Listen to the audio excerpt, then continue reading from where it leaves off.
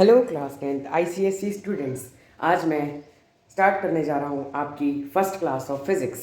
तो आपके मन में बहुत सारे डाउट्स होंगे कि हम लोग फिज़िक्स के नोट्स कैसे बनाएं, फिज़िक्स की प्रैक्टिस कैसे करें और हम फिज़िक्स को किस तरीके से पढ़ें जिसमें हम फिज़िक्स के अंदर 95 प्लस मार्क्स गेन कर सकते हैं। तो आप लोगों के लिए मैं लेके आ गया हूँ फिज़िक्स का first chapter which is force.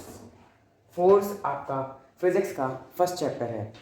So today we will start with the chapter of physics which is force. तो what is force? आपके मन में हमेशा एक क्वेश्चन होगा कि जब भी कोई चैप्टर शुरू होता है तो उस चैप्टर का जो हेडिंग है, जैसे work power and energy, work power energy हो गया, इलेक्ट्रिक करंट हो गया, रेडियो एक्टिविटी हो गया, तो इसके मतलब जो इसकी हेडिंग है, वो चैप्टर की हेडिंग, उसका मतलब क्या है, तभी तो हमें चैप्टर समझ में आएगा। तो फोर्स का मतलब तो आप लोग समझ ही सकते हैं, किसी चीज़ पे हम फोर्स लगा रहे हैं, किसी चीज़ पे हम अपनी एनर्जी लगा रहे हैं, जिसको धक्का दे रहे हैं, या फिर हमने किसी चीज़ को उठाने के लिए फोर्स लगाया, या किसी चीज़ को हमने स्ट्रेच करने के लिए फोर्स लगाया। तो पुश और पुल इज अ फोर्स। किसी चीज़ को धक्का दिया या किसी चीज़ को उठाया, पुश करा या पुल करा, तो वो होता है फोर्स। अब हम फोर्स की डेफिनेशन पढ़ लेते हैं। When we applied force on a body and it displace its position is called force. Force जो है वो आप डेली लाइफ में भी बहुत सारी चीज़ों में लगाते होंगे।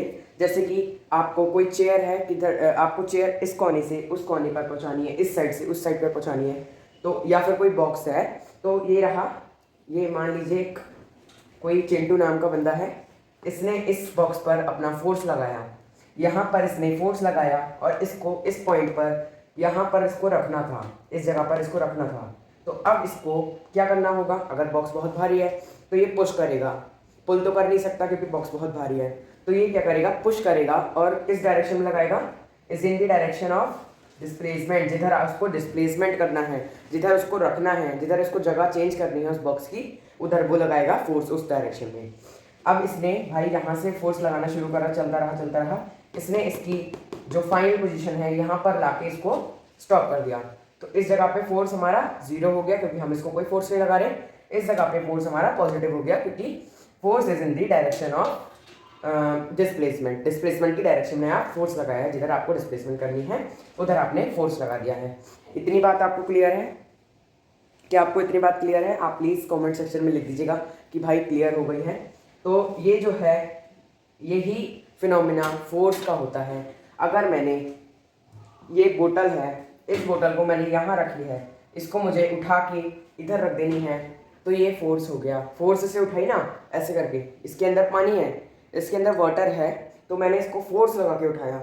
या फिर अगर मेरे को इसको यहाँ पर तक खिसकाना है तो हमें पुश करना होगा, ऐसे करके हम हल्के करके पुश करेंगे तो ये इधर यहाँ पर अपनी फाइनल पोजीशन पे रुक जाएगी। तो ये रहा फोर्स का फिनोमिना। अब आपको मैं बताता हूँ types of force. Types of force, तो आप लोगों को मैं बताता हूँ कि फोर्स कितने टाइप्स के होते हैं। तो टाइप्स ऑफ फोर्स का टू टाइप्स ऑफ फोर्स होता है। वन इज कांटेक्ट और सेकंड इज नॉन कांटेक्ट। अब आप इससे समझ में ही आ रहा होगा कि जिस चीज़ के हम कांटेक्ट में आके, जैसे अभी मैंने बोतल पे लगाया तो हम उसकी कांटेक्ट में आके फोर्स लगाया। अगर हमने उस बॉक्स को, उसने चिंटू जी ने उसको फोर्स लगाया तो उसको टच करके लगाया, तो वो हो गया कांटेक्ट फोर्स। अब हम बात करते हैं कांटेक्ट फोर्स में क्या क्या आता है। तो सबसे पहले देख लीजिए आप, कांटेक्ट फोर्स में आता है आपका, कांटेक्ट फोर्स में आपका आता है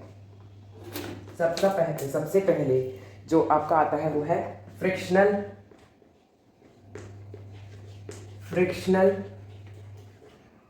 फोर्स। सेकंड आपका, मतलब इसके अंदर काफ़ी सारे एग्जाम्पल्स हैं, तो आप लोग प्लीज़ एक बार मेक श्योर कर लीजिएगा कि आपके बुक्स में जो जो एग्जाम्पल हैं वो ही आप अपने कॉपीज़ में नोट डाउन करिएगा। अब जैसे कि tension of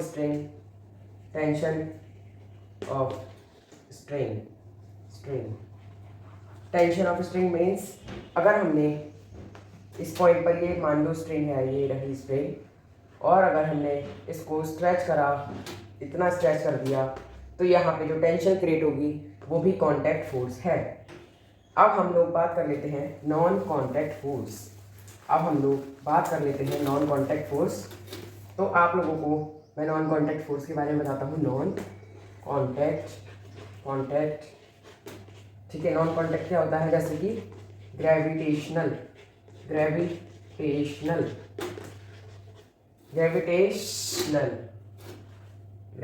force, okay. Gravitational force होता है और आपका एक होता है इलेक्ट्रोस्टैटिक फोर्स।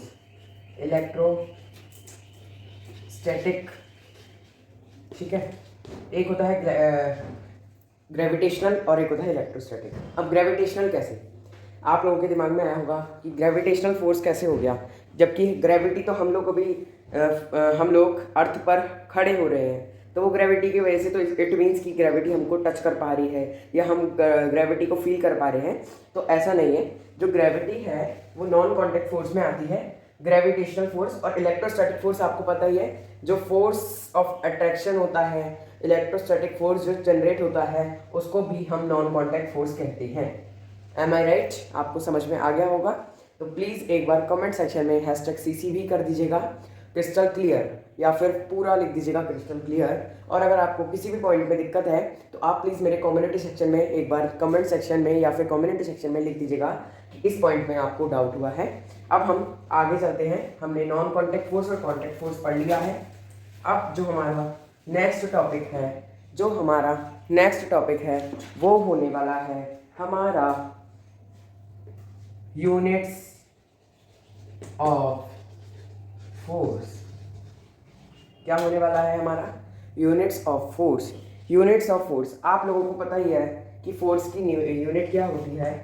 फोर्स की यूनिट जो होती है वो होती है, फोर्स की होती है न्यूटन मीटर, CGS यूनिट क्या होती है आपकी?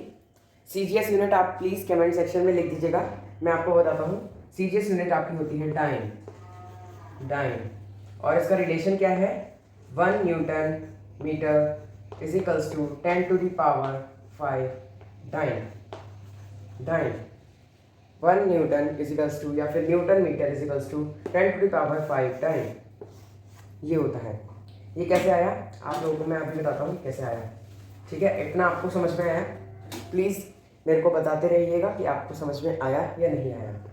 तो आप इसको 1 newton is equals to 1 kg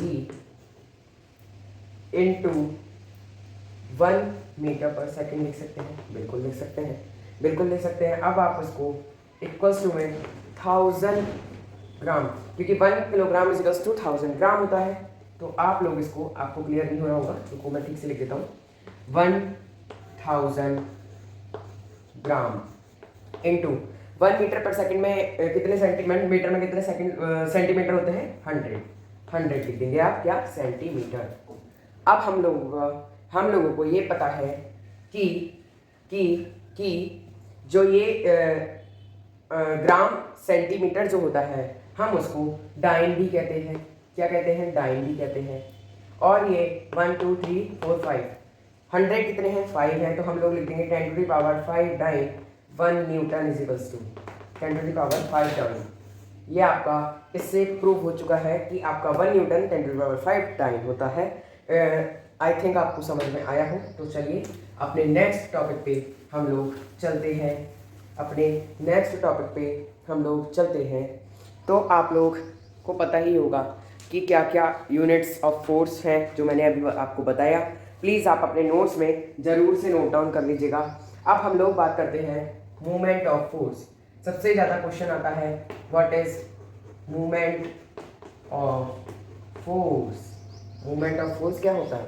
तो सबसे पहले आपको ये पता है कि मोशन क्या होता है। मोशन जैसे ट्रांसलेशन मोशन, रोटेशनल मोशन। अगर आप लोग सीधे आप लोग कार से जा रहे हैं या फिर आप लोग स्कूटी से जा रहे हैं, बिल्कुल स्ट्रेट आपकी एक रोड है, आप बिल्कुल स्ट्रेट निकल गए, तो हम उसको क्या कहेंगे? ट्रांसलेशन या फिर लीनियर मोशन। बट अगर आप लोग अगर उस जो बिग व्हील होता है, आप लोग जाते हैं ना मेले वगैरह में, तो वो बिग व्हील होता है, जाइंट व्हील होता है। अगर आप उसमें ट्रैवल कर रहे हो तो वो कहाँ पे आपको लेके जाएगा? ऐसे रोटेशनल रोटेट होता रहता है, तो आप रोटेशनल मोशन में आओगे, आप रोटेशनल मोशन में आओगे। तो आप समझ जाइए कि लीनियर मोशन या फिर ट्रांसलेशन मोशन। तो मूवमेंट ऑफ फोर्स जो है, मूवमेंट ऑफ फोर्स में सबसे पहला है ए, ये रहा ट्रांसलेशन मोशन, ट्रांसलेशनल मोशन। ठीक है, ट्रांसलेशनल मोशन क्या है? अगर आपने ये रहे भाई साहब, आप चिंटू जी आ गए, फिर से चिंटू जी आ गए। ओके, ये स्ट्रेट रोड पे जा रहे हैं, ये स्ट्रेट रोड है एकदम, ये जो रोड है ये एकदम स्ट्रेट है, ये ऐसे रोड है, एकदम स्ट्रेट है। अब ये यहाँ पहुँचेंगे, पहले यहाँ पहुँचेंगे, फिर यहाँ पहुँचेंगे, यहाँ पहुँचेंगे। इन्होंने रोटेट तो नहीं किया ना, रोटेट नहीं किया, दैट मीन्स कि ये है लीनियर मोशन या फिर ट्रांसलेशन मोशन। अगर इसकी जगह चिंटू जी को ये आप लोगों के रोड साइड में एक मिडल में होता है ना चौक, ये कहीं चौक है, मान लीजिए ये कोई सी चौक है, ये कुछ आइडल खड़ा है, तो ये हमारे चिंटू जी हैं, ये रहे। अगर इनको इधर जाना है, फिर ये इधर जाएंगे, फिर ये इधर जाएंगे, फिर ये इधर जाएंगे, ऐसे रोटेट कर रहे हैं। अगर ये किसी टावर के, किसी चौक के, मान लीजिए आप लोगों का एग्जांपल लिया है मैंने, उसके अगर ये रोटेट कर रहे हैं या किसी आइडल के, तो ये कौन सा मोशन हो गया? ये रोटेशनल मोशन हो गया। इसको हम लोग कह देंगे रोटेशनल मोशन।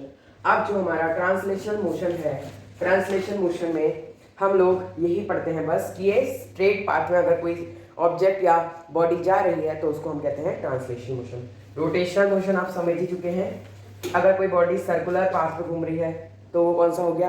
रोटेशनल मोशन हो गया, बिल्कुल हो गया रोटेशनल मोशन पे।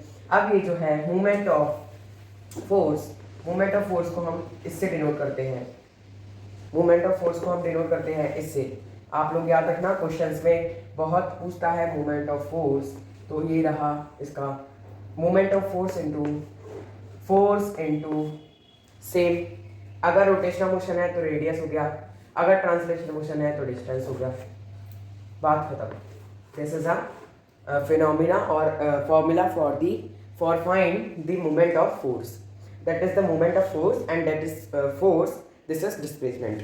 आप लोगों को समझ में आ गया होगा, प्लीज आप लोग इसको नोट डाउन कर लीजिए, क्योंकि प्रीवियस ईयर क्वेश्चंस में और आईसीएसई के सैंपल पेपर्स जितने भी हैं उन सब में सबसे ज़्यादा मूवमेंट ऑफ फोर्स इस चैप्टर से पूछा जाता है। बहुत इंपॉर्टेंट है, प्लीज़ एक बार आप लोग इस पर ध्यान दीजिए। ये आपको रीडिंग भी करनी होगी 2-3 बार इसकी, क्योंकि ये जो चैप्टर है इसमें से सबसे इंपॉर्टेंट टॉपिक है आपको। तो ये प्लीज़ आप लोग मेक श्योर कीजिए कि आप लोग अपने नोट्स में बना रहे हो, तो इसको ज़रूर देखिएगा। ओके, अब हम लोग बात करते हैं इसके बाद मूवमेंट ऑफ फोर्स तो हमारा हो गया। अब हम लोग बात करेंगे कि कपल क्या होता है।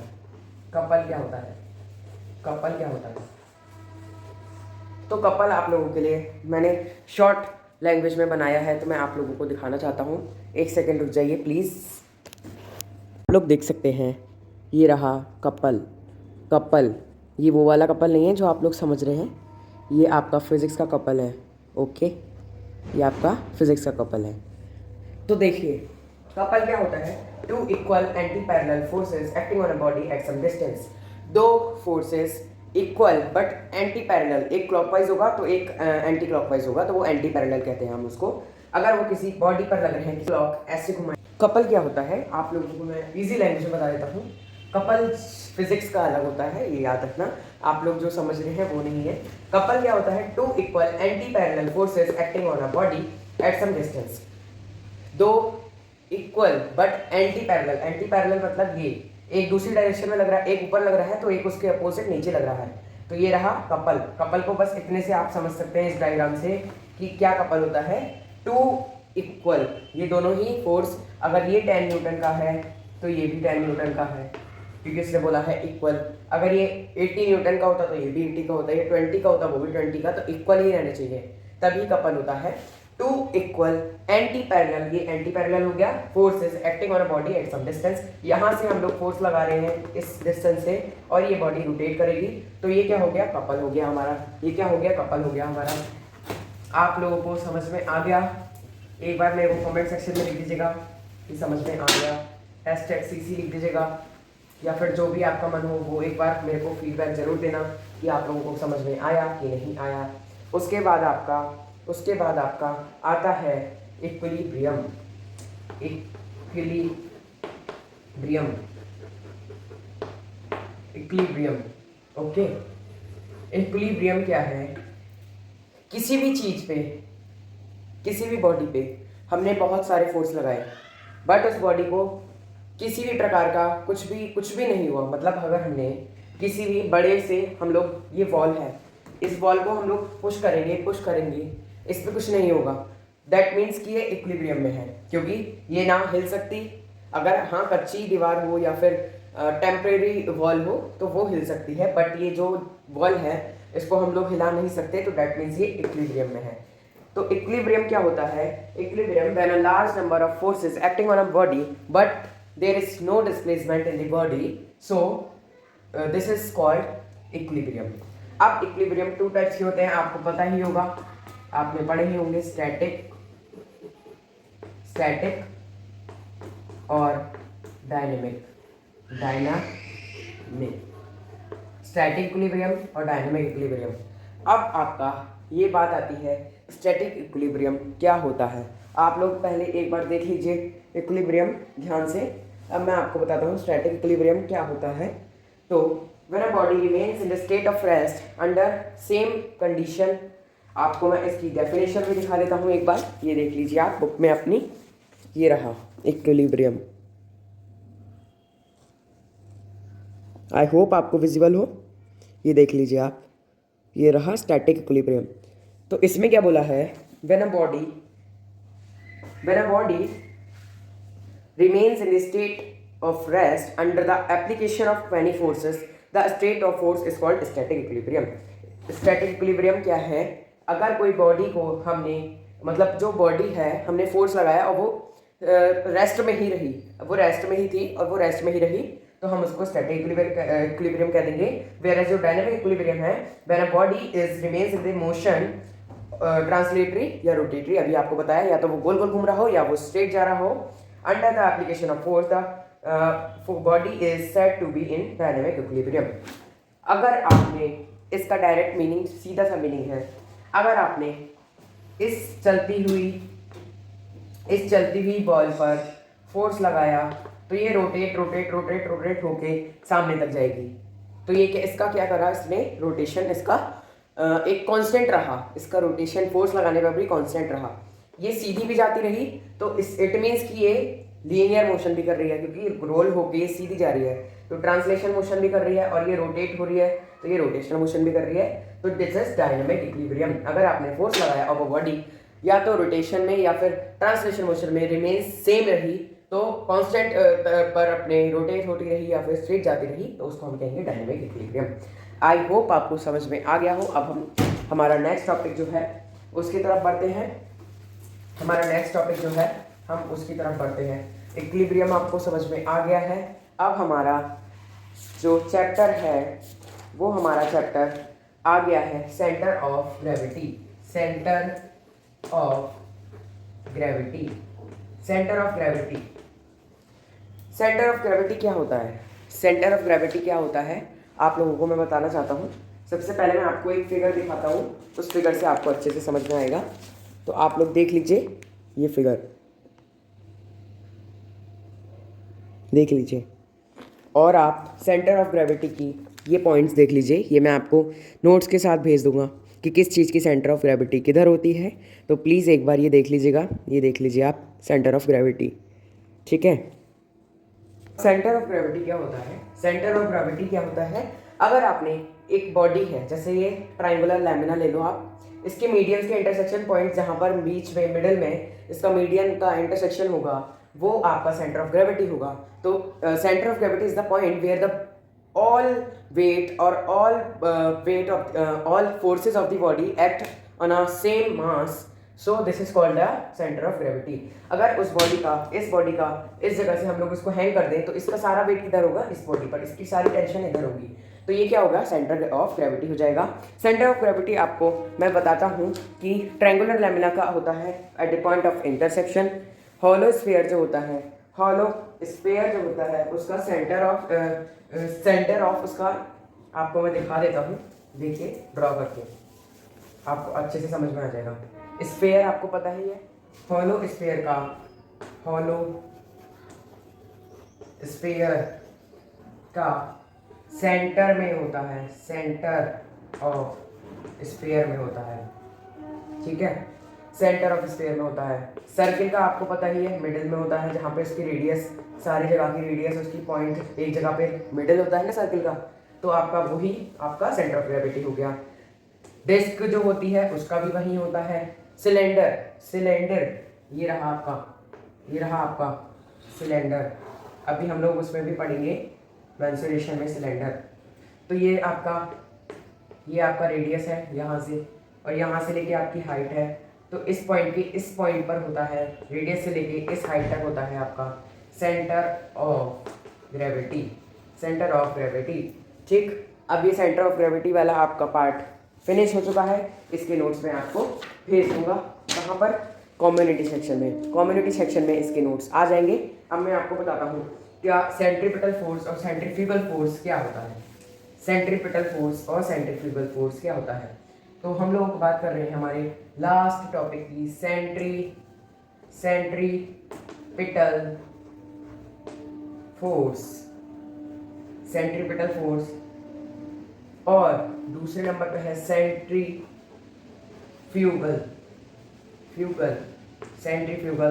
फोर्स, सेंट्रीपिटल फोर्स और सेंट्रीफ्यूगल फोर्स। तो आप लोगों को मैं एक बार डेफिनेशंस भी दिखा देता हूँ, आप लोग देख लीजिएगा। ये रहा definition, centripetal force, centripetal force देख लीजिए।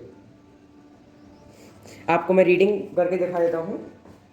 Uniform circular motion is an accelerated motion due to continuous change in the direction. According to Newton's second law of motion, is required to produce acceleration. According centripetal acceleration is also produced due to the force which is an centripetal force.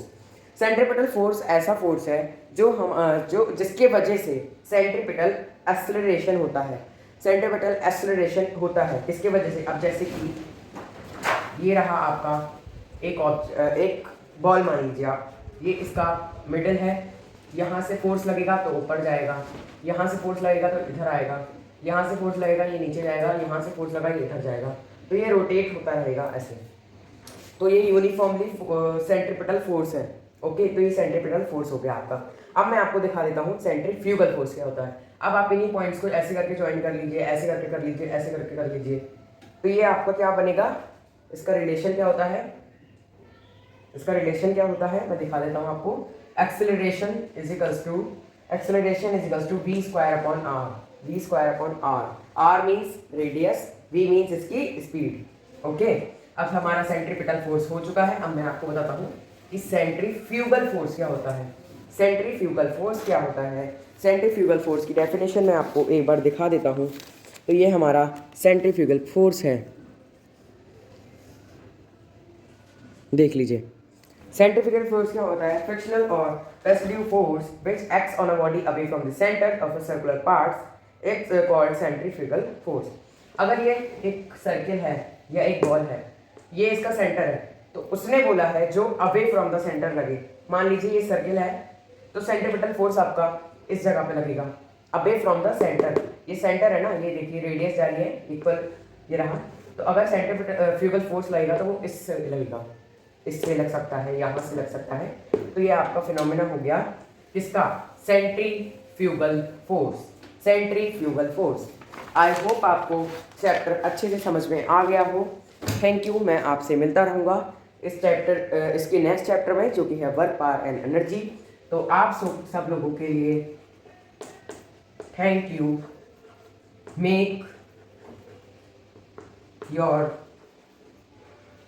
Own notes, okay. But मैं एक question पूछना चाहता हूँ आपसे। अगर आपने इस chapter को अच्छे से पढ़ा है तो बताइए, what is the CGS unit of force. Force की CGS यूनिट क्या होती है। फोर्स की CGS यूनिट आपने पढ़ा था 10 to the power 5 time, 10 to the power 5 time. तो आंसर हम लोग लिखेंगे 10 to the power 5 टाइम। अब इसकी SI यूनिट क्या होती है, SI यूनिट क्या होती है, अब यहाँ पे हम लिख देते हैं चेंज करके SI यूनिट क्या होती है, तो आप लोगों को लिख देना है Newton. Newton SI unit Newton. SI unit क्या होती है, न्यूटन होती है। अब आप लोगों से अगर किसी ने पूछा formula for find movement of force, movement of force आपने किसी ने पूछा आपसे, तो आप फॉर्मूला क्या बताएंगे इसका, ये रहा रो equals to movement of force equals to F into D और F इंटू आर, ये आपका फॉर्मूला है। Okay, this is the only formula to find the movement of force. This is the most important term, this is the most important formula of this chapter. तो please note down this in your notes, और notes आप लोगों को इसके channel के community section में मिल जाएंगे, तो प्लीज़ आप लोग वहाँ से नोट्स देख लीजिएगा। आप लोगों को किसी भी तरीके का आइडिया लेना हो उन नोट्स में से, तो आप लोग ले सकते हैं नोट्स बनाने के लिए। मेन क्वेश्चंस मैं आपको उस नोट्स में भेज दूंगा विद आंसर, आप लोग प्लीज़ देख लीजिएगा। मैं आपको एक बार दिखा देता हूँ कि वो किस टाइप के क्वेश्चंस होंगे, किस टाइप के आंसर होंगे। तो ये सारे क्वेश्चन आंसर्स मैं आपको भेज दूंगा, तो प्लीज़ आप लोग एक बार देख लीजिएगा। ये सारे क्वेश्चन आंसर मैं आप लोगों को भेज दूंगा, और जितने भी रिलेशंस हैं इस चैप्टर के अंदर, CGS unit plus SI unit का रिलेशन, ये सारे रिलेशन मैं आपको भेज दूंगा। और आपको मैं सेंटर ऑफ ग्रेविटीज़ सारे ऑब्जेक्ट्स की या फिर शेप्स की जो होती हैं वो मैं आपको भेज दूंगा। तो please thank you for watching. आप लोगों ने हमारे साथ इस चैप्टर को कंप्लीट कर लिया है, तो आप लोग हमारी प्रिपरेशन फास्ट ट्रैक रहेगी। आई थिंक ये वीडियो 30 to 40 मिनट्स की होगी, तो मैक्सिमम आप लोगों का इतने देर में एक चैप्टर कंप्लीट हो चुका है। अब आप लोगों को क्या करना है कि पूरे दिन में आप लोगों को फिजिक्स का जब भी आपको टाइम मिले इस चैप्टर को खोल के इसके सेंटर ऑफ ग्रेविटी, इस चैप्टर के नोट्स एक बार देख लीजिएगा और इसकी क्वेश्चंस की प्रैक्टिस करना शुरू कीजिएगा, तो वो आपके लिए वेरी बेनिफिशियल रहेगा।